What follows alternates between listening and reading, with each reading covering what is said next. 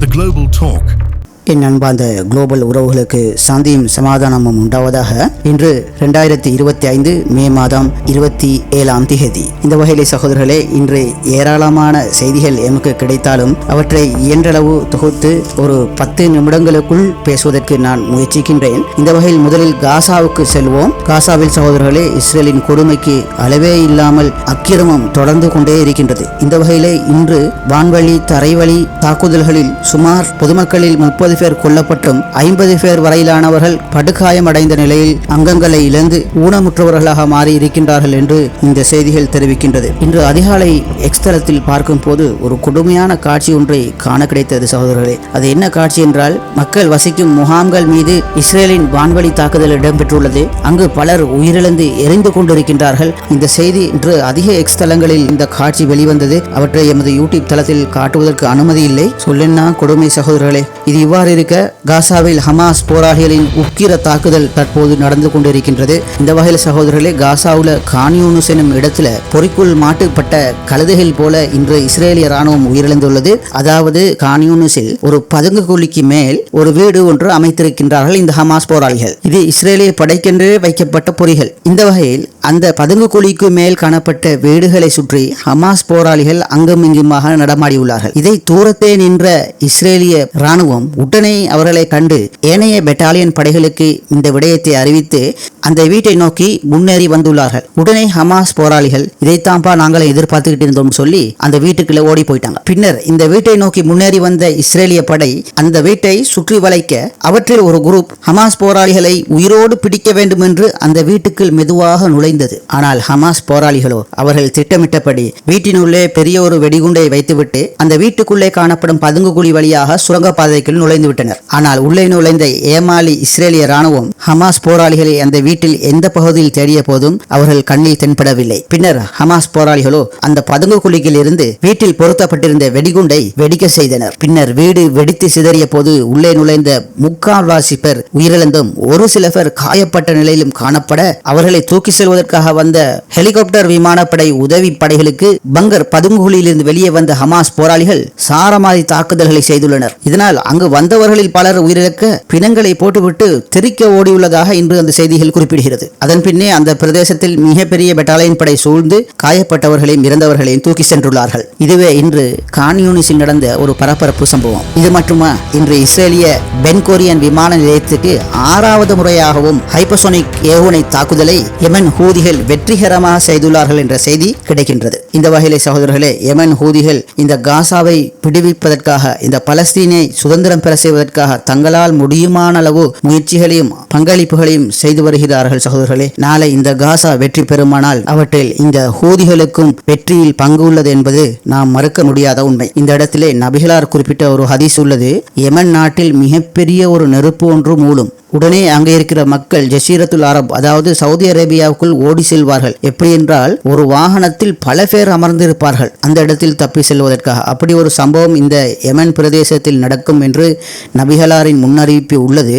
அது என்ன பெரிய நெருப்பு என்று சொல்லி எங்களுக்கு யூகிக்க முடியாதே. இருந்தாலும் மனித அறிவை பொறுத்தவரையில் இந்த ஹூதிகள் இடைவிடாது காசாவுக்கு தங்களால் முடியுமான அளவு பங்களிப்புகளை செய்து வருகின்றார்கள். ராக்கெட் தாக்குதல்கள் தான் அவர்களுடைய இப்போது உள்ள முக்கியமான பணியாக உள்ளது. இதனை அமெரிக்கா சமாளிக்க முடியாமல் யெமனை விட்டு சென்று விட்டார்கள். அதாவது செங்கடல் பகுதியை விட்டு சென்று விட்டார்கள். இருந்தாலும் அவர்களுக்கு ஹூதிகள் மீது கடுமையான கோபம் உள்ளது என்பது மறுக்க முடியாத உண்மை. இந்த வகையில் அமெரிக்கா யெமன் மீதான தாக்குதலில் இருந்து விலகி சென்றாலும் அந்த தாக்குதல்களின் தொடர்ச்சியை நிச்சயமாக இஸ்ரேல் செய்வார்கள். அந்த வகையில் தான் இஸ்ரேல் யெமன் மீது பல பாரிய தாக்குதல்களை அண்மையில் செய்தது. குறிப்பாக யெமனுடைய விமான நிலையத்தை அடித்து நொறுக்கியது. அவ்வாறு நொறுக்கப்பட்டு கூட இந்த யெமன் போராளிகள் காசா மீதான தாக்குதலுக்கு பதில் தாக்குதல்களை இஸ்ரேல் மீது இடைவிடாது செய்து கொண்டு தான் இருக்கின்றார்கள். இது இஸ்ரேலுக்கு கடுமையான ஒரு ஆத்திரம் என்பதை நாம் மறுக்க முடியாது. இந்த வகையில் நெத்தனியாகு எதிர்காலத்தில் இந்த யெமன் மீது அணுகுண்டை வீசுவானோ தெரியவில்லை. இதைத்தான் நபி பெருமானார் அவர்கள் மிகப்பெரிய நெருப்பு யெமன் பிரதேசத்தில் மூழும் என்பதை முன்கூட்டியே அறிவித்தார்களோ தெரியவில்லை.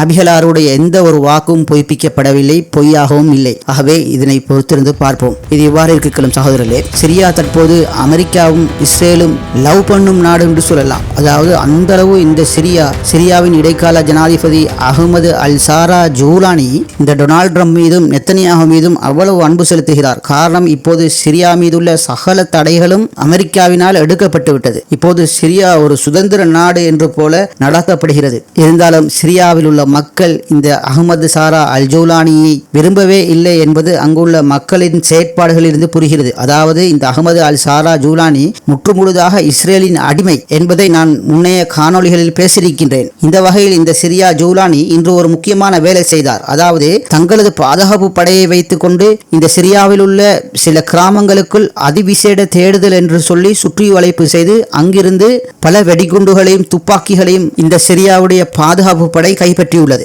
இவ்வாறு கைப்பற்றப்பட்ட அனைத்து ஆயுதங்களும் சிரியாவிலிருந்து லெபனான் ஹிஸ்புல்லாக்களுக்கு வழங்கப்படவிருந்த ஆயுதங்கள் என்று சொல்லி இந்த சிரிய பாதுகாப்பு படையினர் ஊடகங்களுக்கு கருத்து தெரிவிக்கின்றனர். ஈரான் தங்களுடைய சில ஆயுதங்களை சிரியா வழியூடாகத்தான் லெபனான் போராளிகளுக்கு ஆயுதங்களை கொடுக்கின்றது. இவ்வாறு கடத்தப்பட்டு கொடுப்பதற்காக வைக்கப்பட்ட ஆயுதங்களை தான் இந்த சிரிய பாதுகாப்பு படை கைப்பற்றி வீராப்போ பேசிக் கொண்டிருக்கின்றார்கள். அடுத்த சகோதரர்களே, இந்த லெபனானில் உங்களுக்கு தெரியும், ஹிஸ்புல்லா போராளிகளின் முன்னாள் தலைவர் நசருல்லா இஸ்ரேலின் விமான தாக்குதலால் மரணித்தார். அதன் பிறகு இந்த ஹிஸ்புல்லா போராளிகளை வழிநடத்துபவர் நயீம் காசிம் என்பவர் ஆகும். இந்த நயீம் காசிம் இந்த ஹிஸ்புல்லா போராளிகளை பொறுப்பெடுத்த போது லெபனானில் புதிய அரசாங்கம் உருவானதால் அந்த புதிய அரசாங்கம் இஸ்ரேலுக்கும் அமெரிக்காவுக்கும் வாசியான ஒரு அரசாங்கமாக இருந்ததால் இந்த ஹிஸ்புல்லா போராளிகளை முற்றுமுழுதாக அவர்கள் கட்டுப்படுத்தினர். அதாவது லெபனானுக்கு தெரிவு செய்யப்பட்ட புதிய ஜனாதிபதி குறிப்பிட்டார், இனி லெபனானில் இருந்து நீங்கள் இஸ்ரேலை தாக்கக்கூடாது என்ற ஒரு கட்டளையை பிறப்பித்ததால் ஹிஸ்புல்லாக்களுக்கும் வேறு வழி இல்லை, அமைதியாகவே இருந்தார்கள். ஆனால் அவ்வாறு அமைதியாக இருந்தும் இந்த இஸ்ரேல் அவ்வப்போது இந்த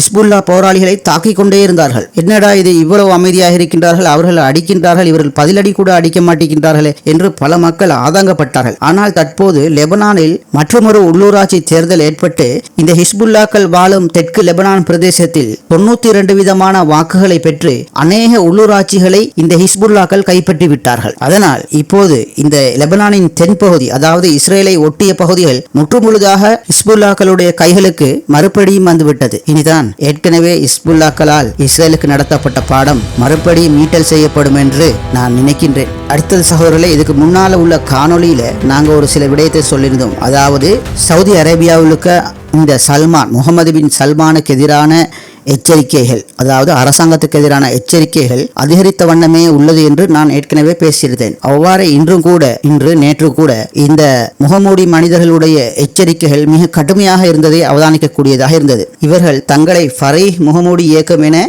அறிமுகப்படுத்திக் கொள்கின்றனர். இவர்கள் குறிப்பிடும் விடயம் என்னவென்றால், முகமது பின் சல்மான் அதாவது சவுதியுடைய இளவரசருக்குத்தான் மிக கடுமையான எச்சரிக்கை செய்து வெளியிடுகின்றார்கள். அதாவது நீ இஸ்லாமிய மார்க்கத்தை இழிவுபடுத்தும் அனைத்து காரியங்களையும் சவுதி அரேபியாவுக்குள் கொண்டு வந்து விட்டாய், உடனே இவற்றை நிறுத்து, இல்லாவிட்டால் நாங்கள் அடுத்து இன்னென்ன நடவடிக்கைகள் எல்லாம் செய்ய போகிறோம் என இந்த சவுதி அரசாங்கத்துக்கு எச்சரிக்கை செய்யும் வண்ணம் இந்த முகமூடி மனிதர்கள் தற்போது சமூக வலைதளங்களில் பேசிக்கொண்டிருப்பதை நாங்கள் அவதானிக்கக்கூடியதாக உள்ளது. அடுத்த சகோதரர்களே, தற்போது சவுதி இளவரசர் முகமது பின் சல்மானுடைய செயற்பாடுகள் அனைத்தும் இஸ்லாமிய மார்க்க விளிம்பியங்கள் வரையறைகளை மீறிய செயற்பாடுகளை காணக்கூடியதாக உள்ளது. இந்த வகையில் இன்று சவுதி அரசாங்கத்தினால் வெளியிடப்பட்ட ஒரு செய்தி தான் இது. இந்த செய்தியில் குறிப்பிடப்பட்டுள்ள விடயம் யாதெனில் 2026 ஆண்டு தொடக்கம் நாடு முழுவதிலும் 600 சுற்றுலா தலங்களுக்கு பியர், ஒயின் மற்றும் சைட்டர் போன்ற மதுபானங்கள் விற்பனைக்கு அனுமதி வழங்கப்படும் என்று குறிப்பிடப்பட்டுள்ளது. இந்த செய்தியை வாசித்த போது எனது மனதில் தோன்றியது என்ன தெரியுமா? அந்த முகமூடி மனிதர்கள்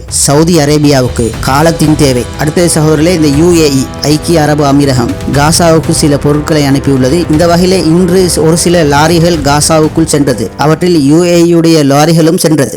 அந்த லாரிகளில் காணப்பட்ட பொருள் என்ன தெரியுமா? உணவு பண்டங்களை விட கஃன் துணிகளே அதிகமாக அனுப்பப்பட்டுள்ளது. இன்று அந்த கஃன் துணிகள் உயிரோடு உள்ள குடும்பங்களுக்கு பகிர்ந்தளிக்கப்பட்டது. மிகவும் கவலைக்குரிய விடயம் சகோதரர்களே. மனிதர்களை காப்பாற்றுவதற்கு முயற்சி செய்யாமல் கஃன் துணிகளை அனுப்பி இந்த காசா மக்களை செத்து போங்க என்று சொன்ன மாதிரி இந்த விடயம் காணப்பட்டது சகோதரர்களே.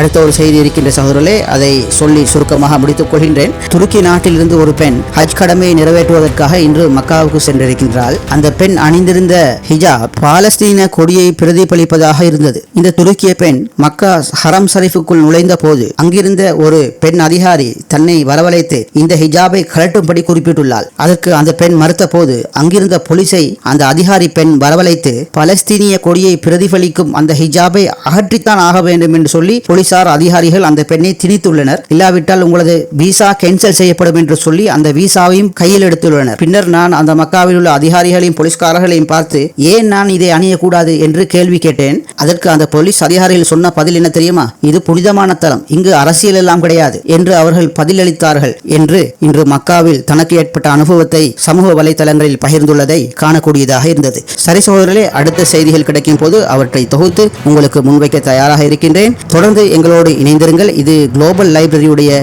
குளோபல் டாக் நிகழ்ச்சி.